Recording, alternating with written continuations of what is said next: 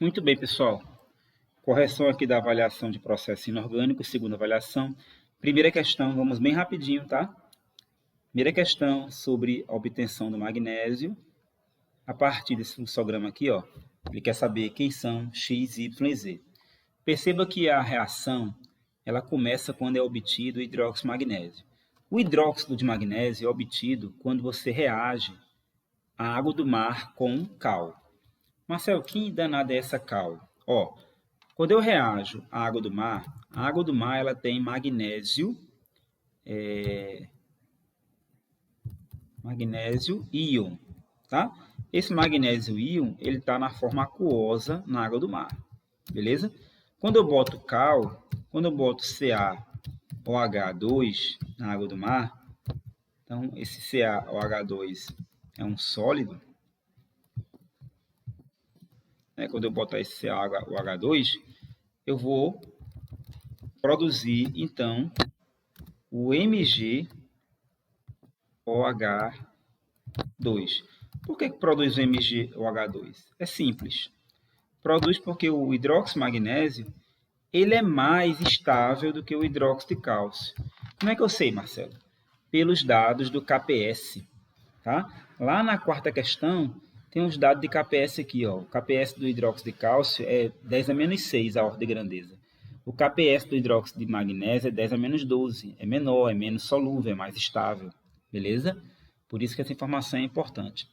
E a partir do hidróxido de magnésio, a gente tem a segunda reação, que é quando ele reage com a substância aqui, que é o CO2, formando a substância X.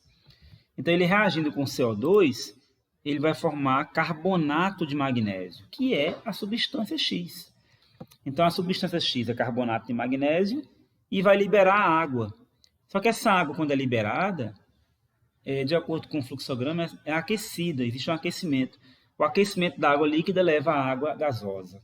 Então, isso é a substância Y. A água gasosa, a substância Y.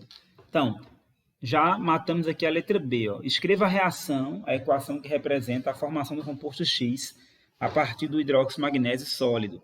Já é essa reação aqui, ó, tá? A formação do composto X. O composto X é carbonato de magnésio. Tá certo? E na letra A, quem é X? X é carbonato de magnésio. Quem é Y? Y vai ser a água gasosa. E quem é Z? Z vai ser a substância produzida a partir da eletrólise do MgCl2.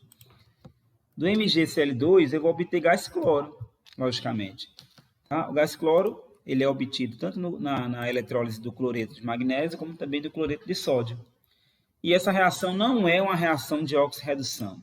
No caso, essa reação que formou o carbonato de magnésio. Não é por quê?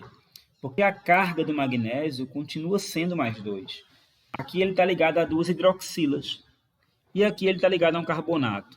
Tanto as duas hidroxilas vai dar uma carga menos 2, como também o carbonato já é um ânion de carga menos 2. Então não é uma reação de oxirredução. Na questão número 2, ele quer saber, a partir da eletrólise do cloreto de magnésio fundido, ele quer saber qual é a reação do cátodo. A reação do cátodo é quando os cátions são atraídos para esse polo negativo, para receber elétrons. Então, o cátion é magnésio. Magnésio atraindo magnésio, falso. Letra B, magnésio menos elétron, falso. Cloro mais, falso. Não existe esse cloro mais. Letra D, magnésio ganhando elétron, se tornando magnésio zero. Essa aqui está certinha, porque o magnésio mais 2, para ele poder zerar a sua carga, ele recebe 2 elétrons para formar magnésio zero. Essa é a reação do cátodo. Na reação do ânodo seria sim o gás cloro, tá, pessoal? A reação do ânodo não tem aqui representada. Terceira questão fala sobre as energias envolvidas na eletrólise do magnésio. Olha, a eletrólise do magnésio ela vai envolver, assim como as outras demais eletrólises, vai envolver duas energias. Uma energia para se fundir o sal, no caso é o cloreto de magnésio, essa energia é energia térmica, e outra energia para poder fazer com que haja a redução, a oxirredução, que é a energia elétrica. Então, térmica e elétrica, letra B. tá? São as energias envolvidas na eletrólise do magnésio. Na questão número 4, a gente vai analisar o fluxograma e vai dizer quais são os processos, quais são as operações que requer o processo número 3. Ó, fluxograma bem conhecido, né? Água do mar, eu tenho um cloreto de magnésio reagindo com hidróxido de cálcio para formar hidróxido de magnésio. Tem um KPS bem menor, né? É mais estável do que o hidróxido de cálcio. Por isso que é importante a informação do KPS.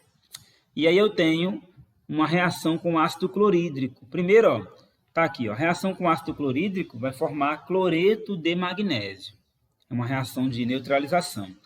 Beleza, quando você forma o cloreto de magnésio, tu também vai formar água, tá? Formar cloreto de magnésio vai formar também água. Esse cloreto de magnésio e essa água, eles não são facilmente separados, porque trata-se de uma solução verdadeira. Então, os métodos que podem ser usados são evaporação, que você vai perder essa água, secagem, utilizando vapor superaquecido, também você vai perder essa água, e o processo que você não perde essa água é a destilação. Você pode recuperar essa água que iria embora, tá? Mas são os métodos que podem ser usados nessa etapa 3. Lembrando, na etapa 2, a gente, quando reage com ácido clorídrico, obtém cloreto de magnésio e água, tá certo? Letra B. Por que é importante a informação do produto de solubilidade dos hidróxidos de cálcio e magnésio? É importante porque você pode prever se o produto formado, no caso aqui é o hidróxido de magnésio, se ele é mais estável do que o hidróxido de cálcio. E é. Tá? Se essa constante aqui não fosse menor do que essa, o hidróxido de magnésio não se formaria. Por quê? Porque o mais estável é o que tem a constante menor, porque é o menos solúvel. Quanto menos solúvel, mais estável. Então, é importante ter essa informação da constante do produto de solubilidade dos sais. Quanto menor for essa constante, maior chance do sal se cristalizar do que o outro, tá certo? A número 5 fala sobre berílio. A letra A fala para você equilibrar, balancear essa equação, muito fácil. Basta você começar aqui pelo sódio, que eram 2 de um lado e 3 do outro. Então, eu coloquei os mínimos múltiplos comuns, né?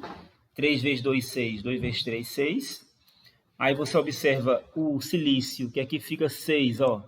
E aqui fica 3 vezes 1, 3. 6 daqui com mais 3 daqui dá 9. Então, 9. Por último, o flúor. O flúor daqui tinha 18. 2 vezes 6, 12.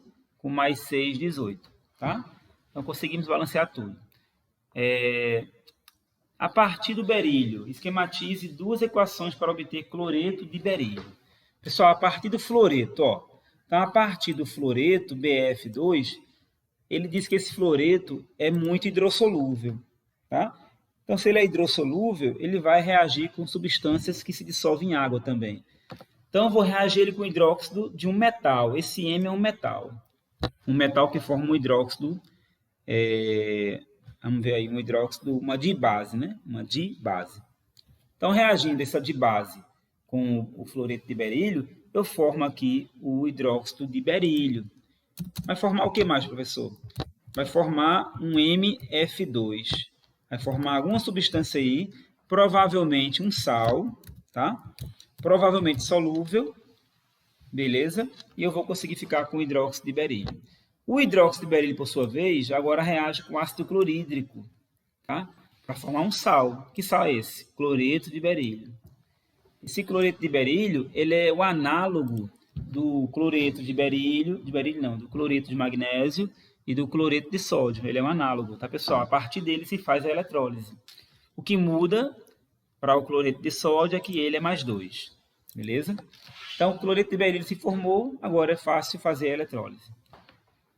E na questão número 6, nós temos aqui aquele fluxograma que mostra as equações, né? As equações em etapas, que são 6, que mostra a produção de barrilha. E ele fala assim, ó, trata-se de um processo complexo, composto de diversas etapas reacionais. Quais são os processos 3 e 4, respectivamente? Ó, o processo 3 é uma secagem, tá, galera? e essa secagem ocasiona a decomposição do calcário em carbonato, calcário não, né? Do bicarbonato de sódio em calcário, CO2 e água.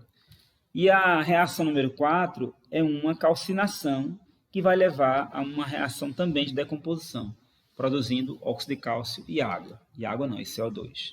Tá? Nas etapas 2 e 4, quais são as matérias-primas? Na etapa 2, a matéria-prima é o cloreto de sódio. Né? É uma etapa que é bem conhecida porque se extrai cloreto de sódio do mar. Né? O salgema, né? Ou essa salmoura, né? Que a gente pode bem chamar de salmoura. Na etapa 4, nós temos aí o uso do calcário, carbonato de cálcio. Também é uma matéria-prima. E na letra C, ele diz que esse processo é inviável, pode ser inviável porque tem grande consumo de amônia. Olha, não tem grande consumo de amônia, porque se você olhar, a amônia ela entra, mas ela é recuperada no final. Então, o consumo de amônia é baixo, já foi maior. Atualmente, o consumo de amônia é baixo, o processo é totalmente viável e existe. Então, essa letra C, que está aqui embaixo, é falsa. Ok? Assim, nós terminamos mais uma resolução de prova, né? E amanhã, quarta-feira e também quinta-feira, nós faremos a nossa recuperação do bimestre. Um grande abraço, pessoal. Um grande abraço aqui do professor Marcelo Rodrigues.